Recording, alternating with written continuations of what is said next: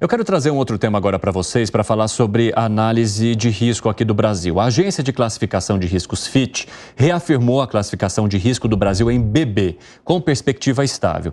Apesar de ter indicado pontos positivos que sustentam a nota, a agência apontou que há limitações por conta de incertezas fiscais. Vamos dar uma olhada então no que significa esse BB, com possibilidade de estabilidade aqui apontada pela agência Fitch. Quais são os pontos positivos então dessa classificação?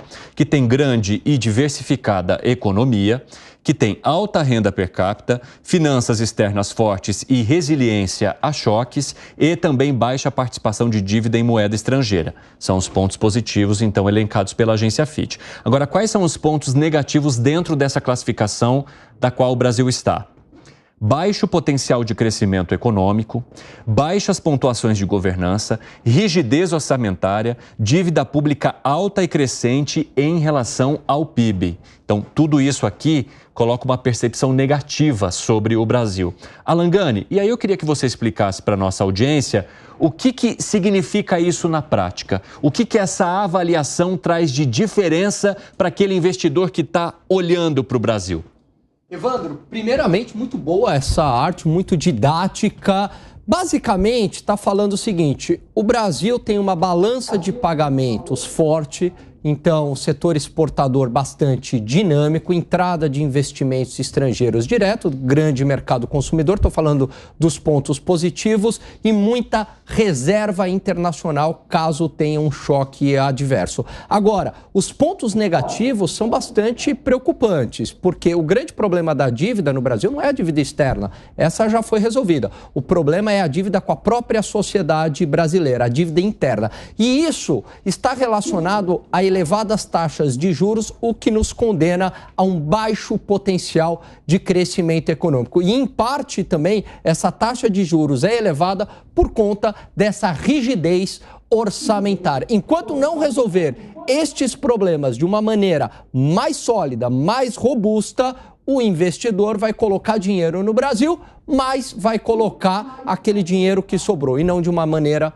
mais forte. Gustavo Segre, vamos olhar para esses dois lados da balança. Bom, o lado positivo e o lado negativo. No teu ponto de vista, o que pesa mais aqui? Porque a gente trouxe 4 características positivas, 4 negativas. Se a gente olhar somente por esse número, há um equilíbrio. Você enxerga algum desequilíbrio naquilo que tem de ruim para aquilo que tem de bom? Eu enxergaria esse segundo ponto dos positivos, que menciona a alta renda per capita. O Brasil está em torno de 9 mil, bom, depende do tipo de câmbio, né? $9.000 de renda per capita. Você sabe que em Cuba, em 1950, a renda per capita era $11.300. Depois veio o comunismo e detonou tudo. E quando a gente avalia, por exemplo, aí menciona alta renda per capita, Luxemburgo tem uma renda per capita de $131 mil por ano. Então, me parece um comentário subjetivo. Sempre alta renda em função de quê? Qual é a referência? Mas olha que detalhe e que elegância em colocar o governo está gastando muito. Dívida pública alta e crescente em relação ao PIB. Isso quer dizer, se cresce em relação ao PIB que o governo está gastando, precisa de financiamento, aumenta a dívida, o PIB não aumenta e então a relação se mantém ruim.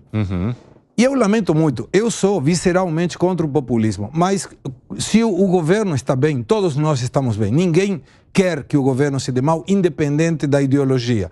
O que eu lamento profundamente é que o governo não entenda que se ele melhorar a questão fiscal, o Brasil tem condições de voar, mas de voar mesmo, com um crescimento muito alto.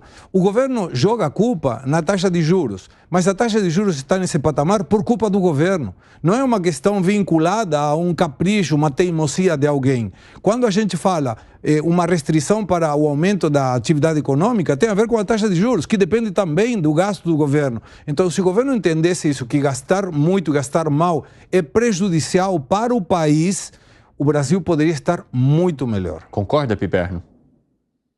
Algumas coisas sim, mas, por exemplo, então vamos lá, alta renda per capita. De fato, se a gente pegar esse valor nominal do Brasil, enfim, o Brasil é um país de renda média, mas na verdade que você tem um outro critério para avaliar isso aí, que é a paridade de poder de consumo. Aí o Brasil cresce, né? No caso da dívida alta e crescimento... E eu achei uma coisa interessante também, essas baixas pontuações de governança, né? De que maneira que a gente tem que olhar para isso aqui? Eu vou, então, permitir que o Piperno fale e depois você pode comentar também, Gani. Vai lá, Piperno. Eu acho um ponto importantíssimo esse. Agora, é óbvio, quer dizer, que, enfim, a dívida pública é alta, histórica, e tem, de fato, historicamente sido alta. O PIB tem crescido pouco e também isso por conta de taxas de juros. Isso é evidente no Brasil, mas isso não começou agora.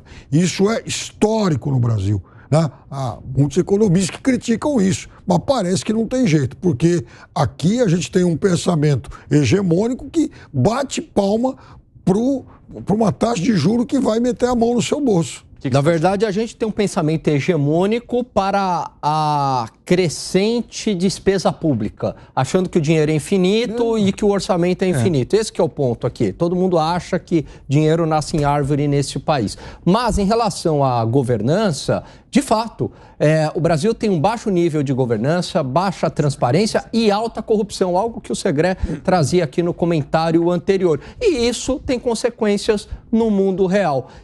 Impede o grau de investimento, em parte, pelo baixo nível de governança.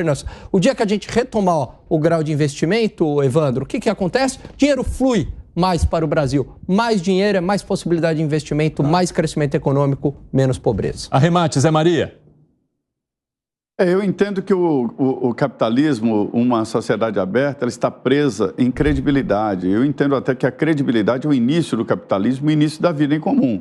E um grau de investimento para o Brasil significaria muito, né? Já foi bom, a Moody's, por exemplo, melhorou, né, o grau do Brasil, mas não chegou a grau de investimento. E esta avaliação aí mostra que é uma radiografia do Brasil. Possibilidade, sim, de crescimento, mas com problemas, né? Mas, de qualquer maneira, estável. Eu achei interessante dizer que a economia é grande e diversificada, é verdade, mas falta alguma coisa, falta um gás que ainda não tem.